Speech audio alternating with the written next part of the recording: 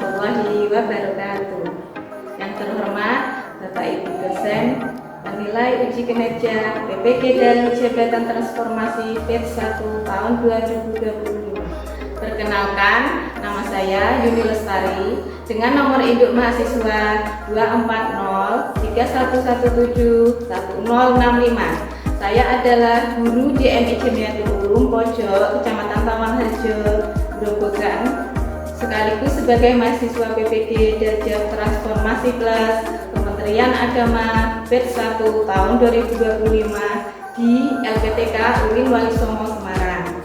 Pada hari ini, Jumat 9 Mei tahun 2025, saya akan melaksanakan praktek uji kinerja di kelas 4 fase C dengan materi tata cara sholat bagi orang sakit menggunakan metode problem based learning.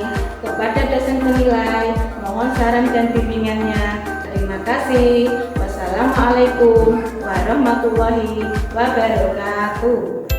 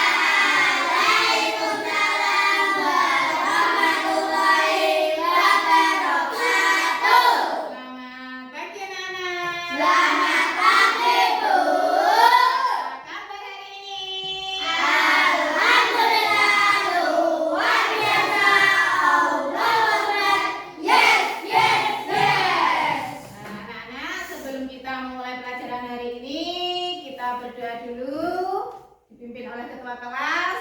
Silahkan Mas Dapa, teman-temannya dipimpin untuk berdoa. Sikap berdoa, tangan di atas, berdoa dimulai.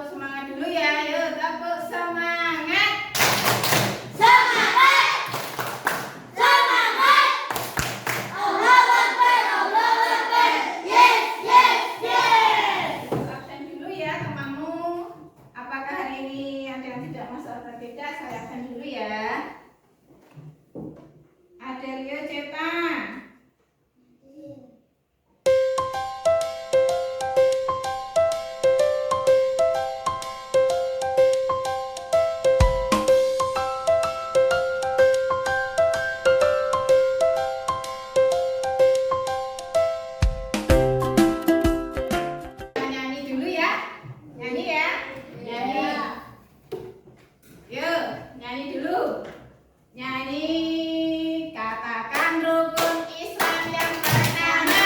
Syahadat. Katakan rukun Islam yang kedua. Sholat. Ketiga rukun zakat. Keempatnya puasa. Kelima naik haji yang pesawat. Kita ingat-ingat ya, ingat-ingat pelajaran yang kemarin itu apa ya, tentang sholat jamak dan sholat benar. Apa sih sholat jamak? Siapa yang tahu? Ya, Mas Dava apa Mas? Sholat jamak ialah sholat yang dikumpulkan dalam satu waktu. Ya, benar. Ya, contohnya apa saja sholat jamak? Zuhur dengan sholat apa? Asar. Kalau maghrib dengan apa? Isya. Sekarang kalau sholat qasar, siapa yang tahu qasar? Ayo sholat qasar. Siapa yang tahu? Siapa? Mbak Kila mungkin? Yuk, masa lupa apa sholat yang diringkas? Sholat yang diringkas berarti sholat yang jumlah rakaatnya 4 dan menjadi 2 rakaat. Sholat apa saja itu?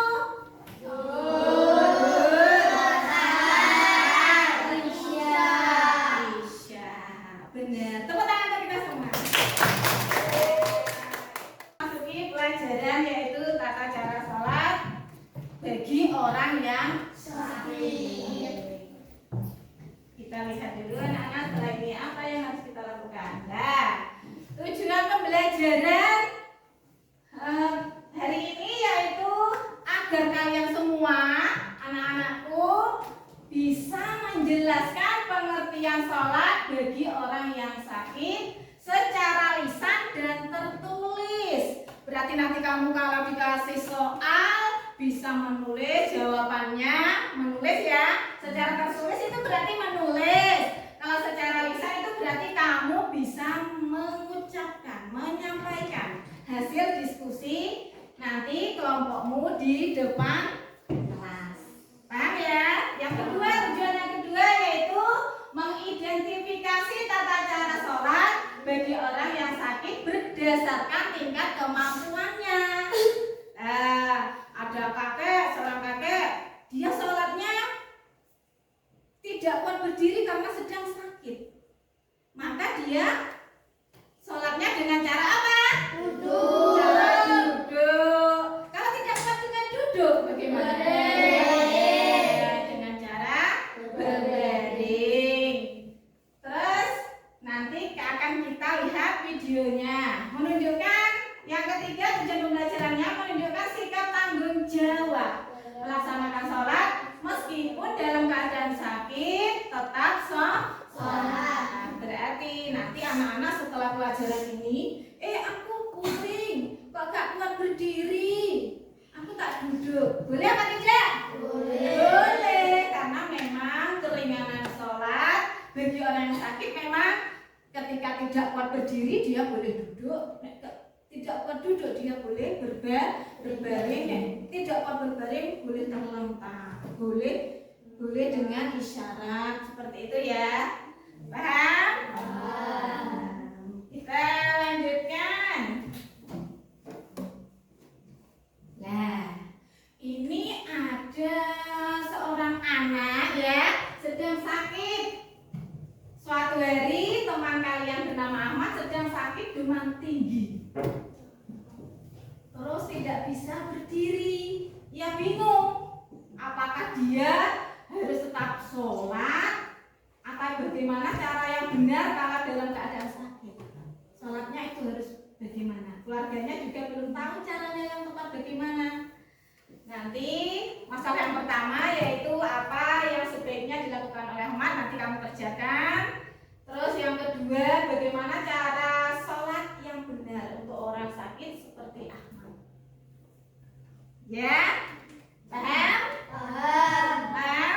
Paham. Nanti kita lanjut lagi ya, perhatikan.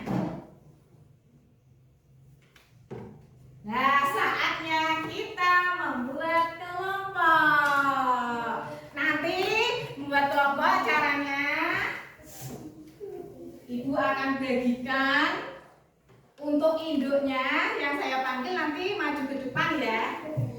Ya, nanti tapi saya pasang dulu. Nanti kelompoknya di mana letaknya, Dek? Di sini. Ini di sini nanti. Terus ini kelompok kambing, yang ini kelompok kucing. Nanti setelah ini saya panggil untuk induknya, saya panggil ya. Mas Japa, Mas Rana, Mbak Akila, Mas Ian. Ambil satu-satu, terserah kamu ambil yang mana. Ya, ambil. Ambil. Ambil juga, Mbak. Sudah. Sekarang bunyi toh. Sini dulu belum, Bang. Kenapa, Pak? Ayo buka dulu. Aduk sana aduk temannya. Yuk, sekarang kita buka sama-sama. 1, 2, 3. Ya, bunyinya seperti apa? Kamu apa, Mbak? Piye? Oh, yang ini? B. Yang ini? Kukuruyuk. Yang ini? Miau. Ya. Sekarang saya bagikan setelah ini. Saya bagikan satu-satu.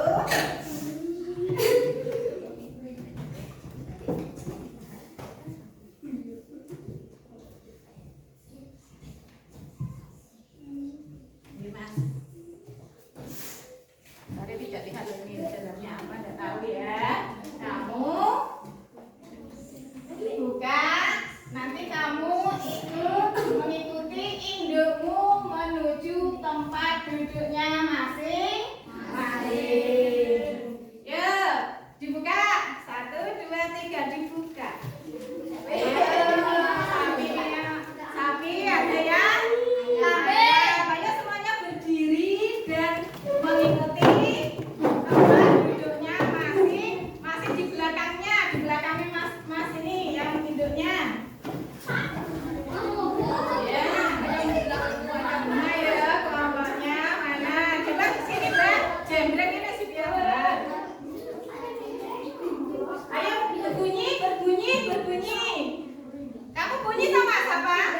Ayo cepat ayo masuk ke tempat duduknya masing-masing. Sambil berbunyi.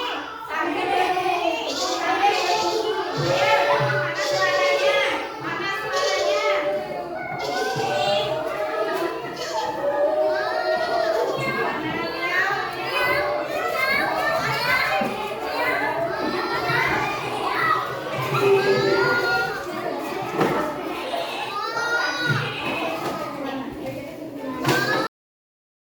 Sudah dapat semuanya?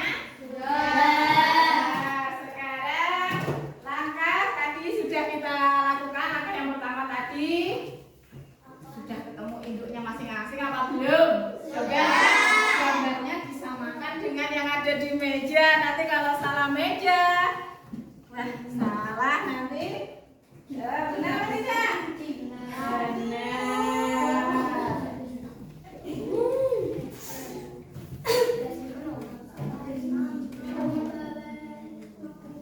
Saatnya kita bekerja. Apa Nana? Kita bekerja, saya bagikan tugas kelompoknya masing-masing satu kelompok.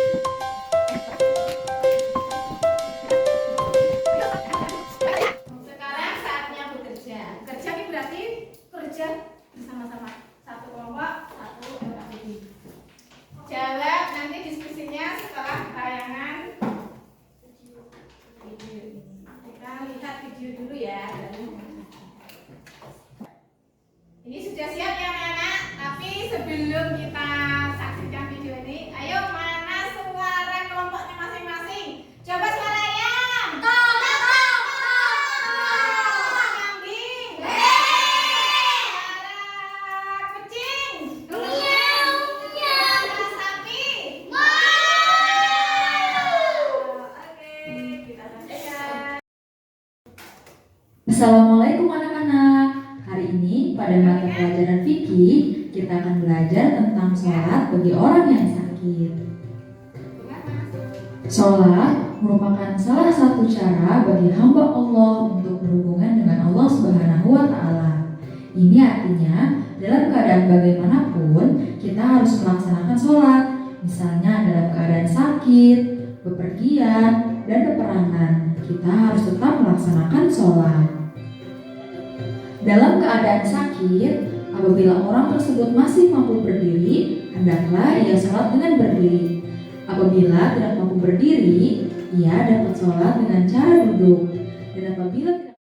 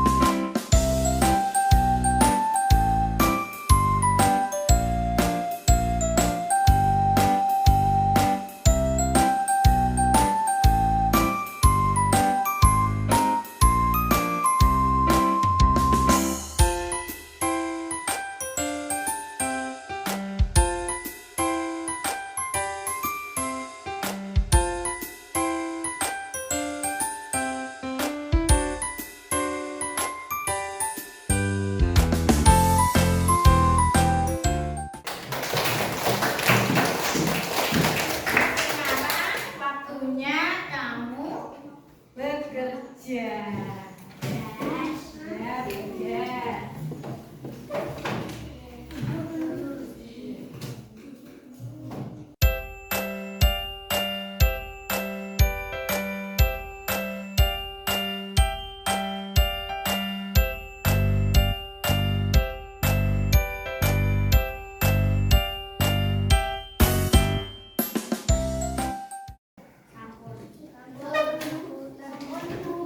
Sudah ya semuanya?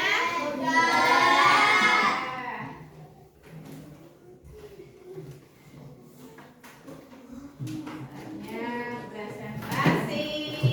Ayo, siapa yang kelompok siapa dulu yang pengen maju ke depan membacakan hasil diskusinya? Kelompok sapi? Ya, sapi. Kelompok sapi sudah terjadi. Ya, Mas. Ayo, maju sini bacakan. Ayo yang jadi induknya yang membaca. Nah, induknya siapa? Sini kamu sini Mbak.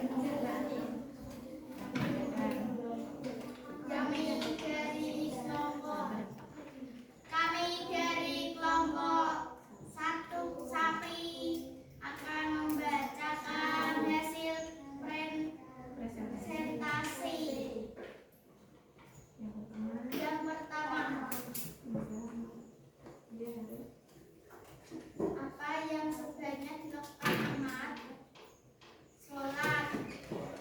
Bagaimana cara salat yang benar untuk orang sakit seperti Ahmad? Duduk. Masalah Ahmad adalah dia harus melaksanakan salat, tapi dia sedang sakit. Solusi yang bisa dilakukan Ahmad diperbolehkan untuk sholat dengan posisi duduk. Tata cara salat untuk orang sakit karena tidak kuat berdiri, Ahmad boleh melakukan sholat dengan duduk. Karena tidak kuat rukuk, Ahmad boleh melakukan dengan membungkukkan kepala. Karena tidak kuat sujud, Ahmad boleh melakukan dengan membungkukkan kepala dan badan. Bayangkan jika Ahmad tidak mampu duduk, Ahmad boleh melakukan sholat dengan berbaring. Lalu bagaimana cara rukuk dan sujud? Membungkukkan kepala.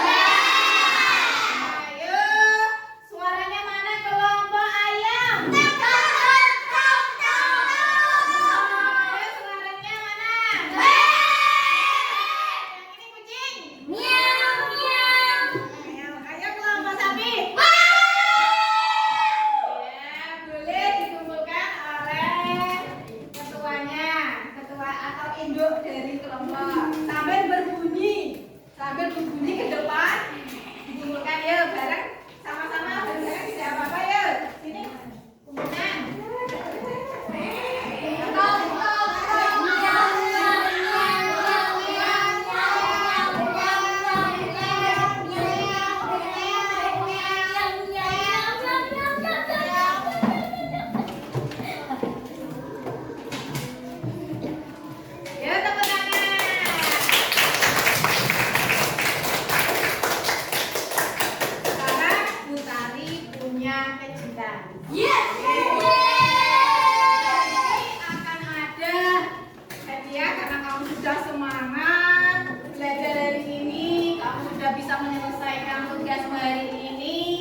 Sudah tahu tentang kalau orang sholat itu tidak kuat berdiri, boleh duduk, itu.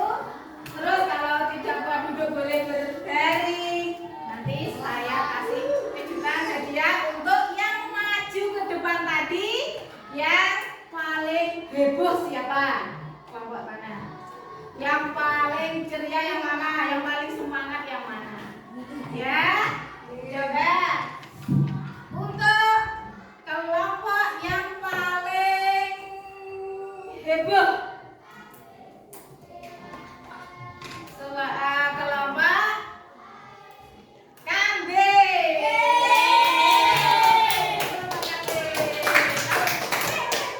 Ya, ayo maju mas.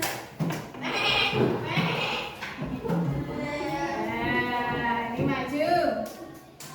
Ini adalah kelompok yang paling heboh karena di sana tadi Mas Fadil ketika diskusi dia paling heboh. Dari punya kejutan untuk kelompok kambing.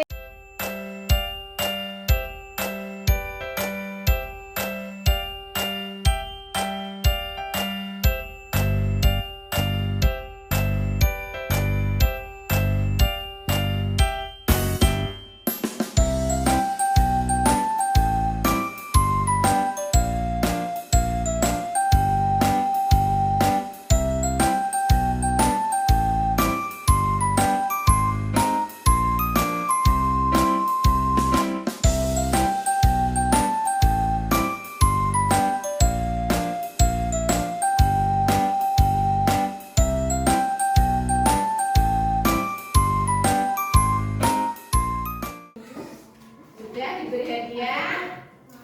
Sekarang kesimpulan pelajaran hari ini. Nah, kita tadi sudah apa saja yang kita lakukan tadi, Cang? Apa saja yang kita lakukan tadi, anak-anak? Belajar apa tentang apa? Sholat.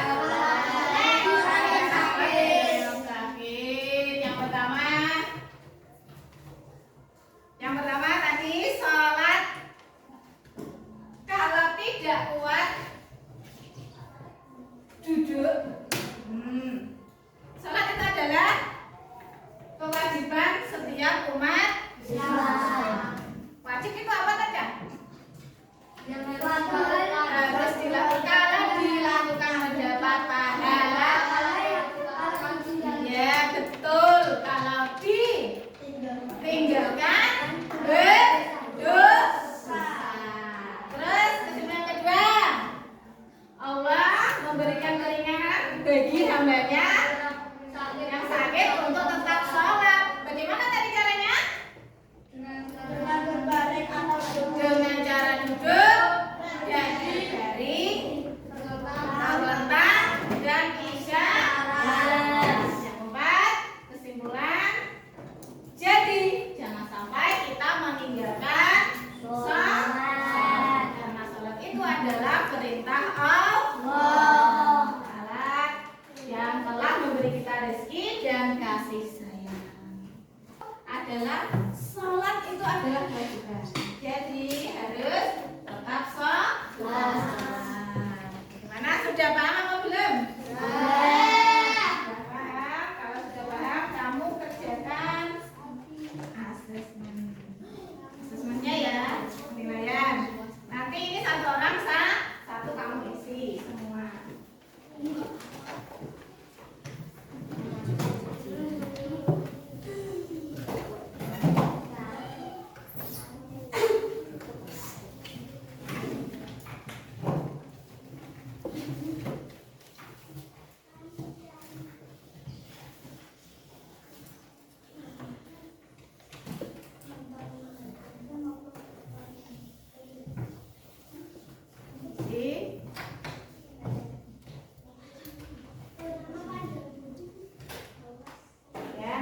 panjang. Nanti karena itu untuk mengisi nilai harianmu ya. Jadi harus panjang. Kalau tadi kan nama kelompok tidak apa-apa namanya panjang.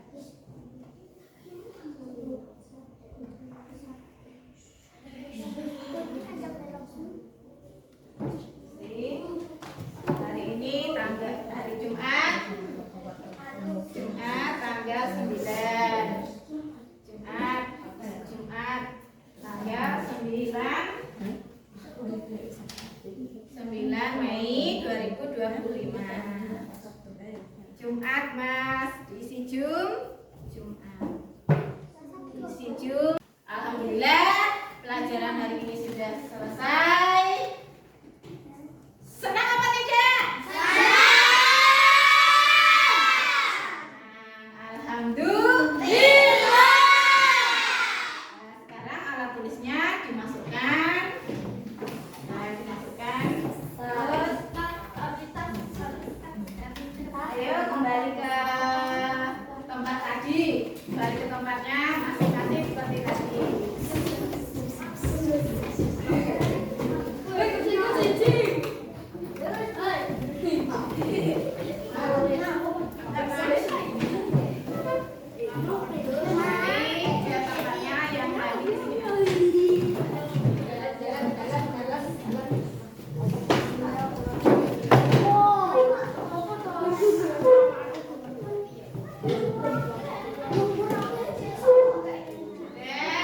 Sudah dirapikan mejanya.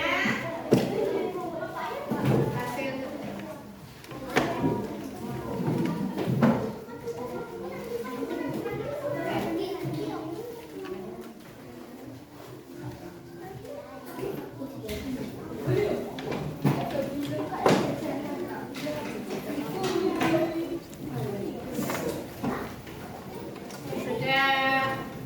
sudah dimasukkan bukunya.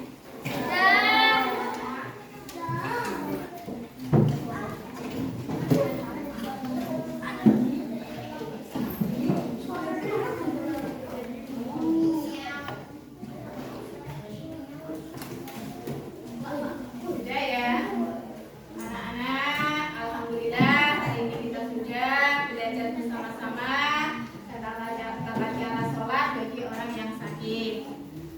Untuk minggu depan kita akan praktek. Nah, praktek langsung nanti maju ke depan kita akan mempraktekkannya. Caranya sholat dengan ketika sedang sakit. Nah, sebelum kita pulang, kita berdoa dulu dipimpin oleh adik ketua